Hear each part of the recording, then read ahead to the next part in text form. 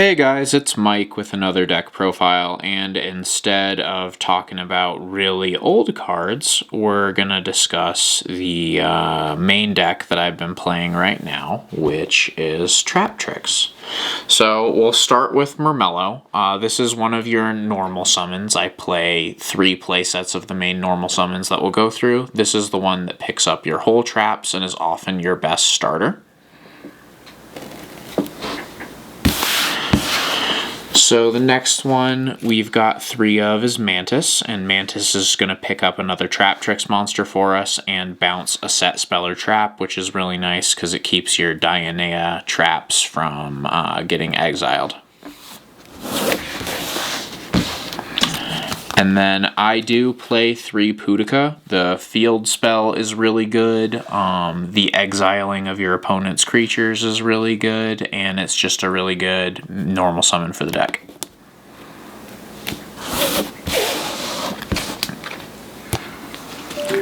We're on 2 Dionea. You don't really need more than that. She's also a great normal summon if you can get another TRAPTRIX in the graveyard, but her primary purpose is getting her off Sarah and resetting a trap you had in your graveyard. And then we've got 3 Arachnocampas. The main purpose is triggering Sarah off the special summon. The other nice thing is they prevent your spells and traps from being destroyed the first time they would be destroyed, so protects against Harpy's Feather Duster and that kind of stuff, which is nice. And then I'm currently on 41 cards because I'm testing Vesiculo as another special summon. So far I like her. I'm not 100% sure if she's staying in the deck or not, but she's something that I'm playing with. And then 3 Parallel Exceed. This card is amazing. It's one of the best ones that you can have going first because you make Sarah and then immediately get a Rafflesia under your 5 summons. You dodge Nibiru. It's just really good. And then 3 Ash Blossom. Not really a whole lot of explanation needed there. And then I am trying out 3 main-boarded Drolls. I was playing with 3 main-boarded Kaijus, but Jay recommended I try these because they're a little better, so I'm seeing how I like them since they're decent going first and second, and so far I think they're pretty good. Really a meta call.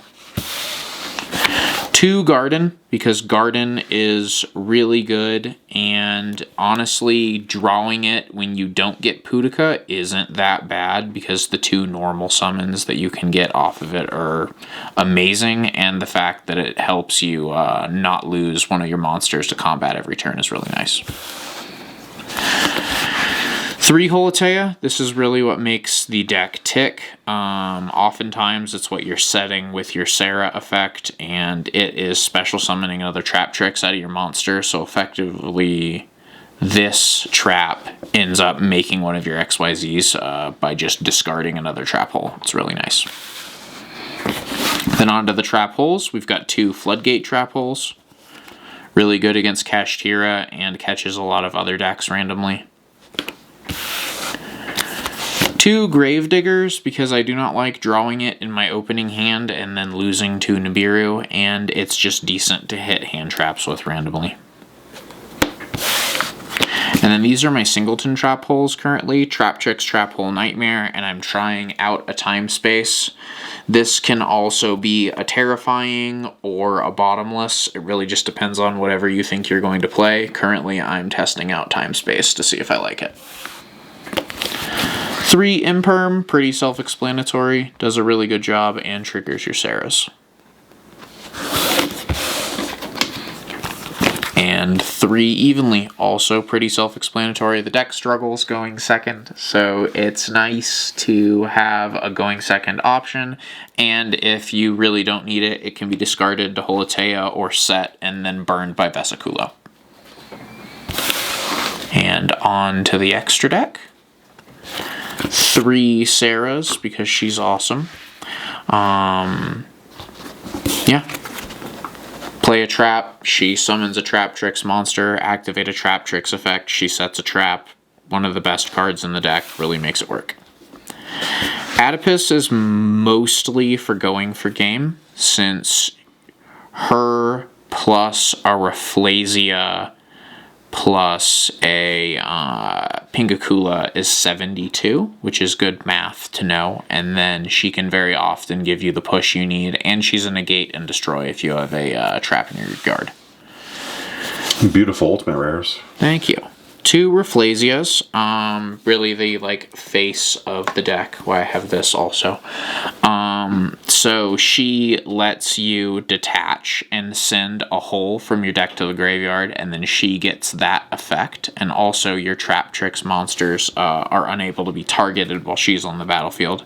The nice thing in the mirror match, Rafflesia's ability still works, so you can hit your opponent's monsters even though they're immune to traps or immune to holes, because technically it becomes a creature ability.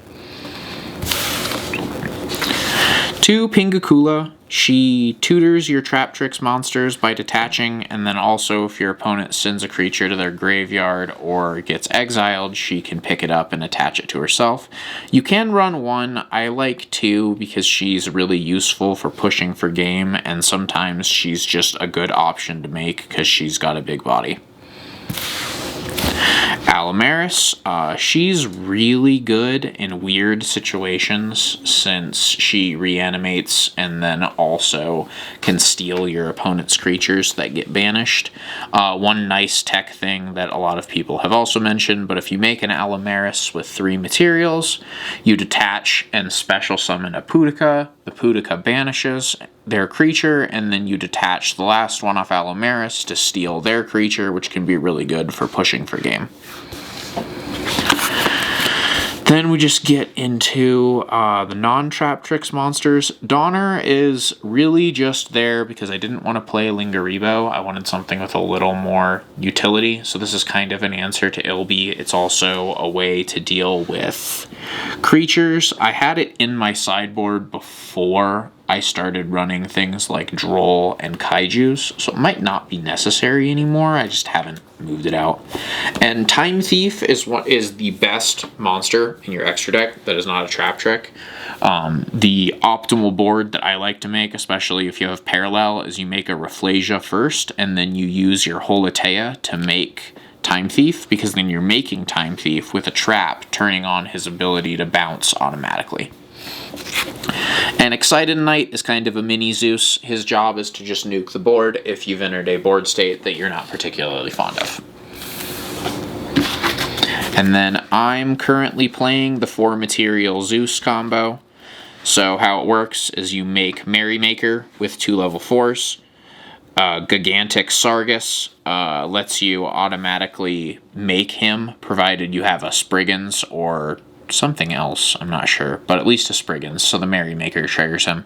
And then you can immediately make a Zeus when you go into combat with Sargus, so that's a 4 material Zeus. Sargus is also good randomly sometimes, because whenever you detach for another XYZ monster, he pops something, so it can deal with TRAPTRIX's issues on occasion with dealing with things that are already on the board.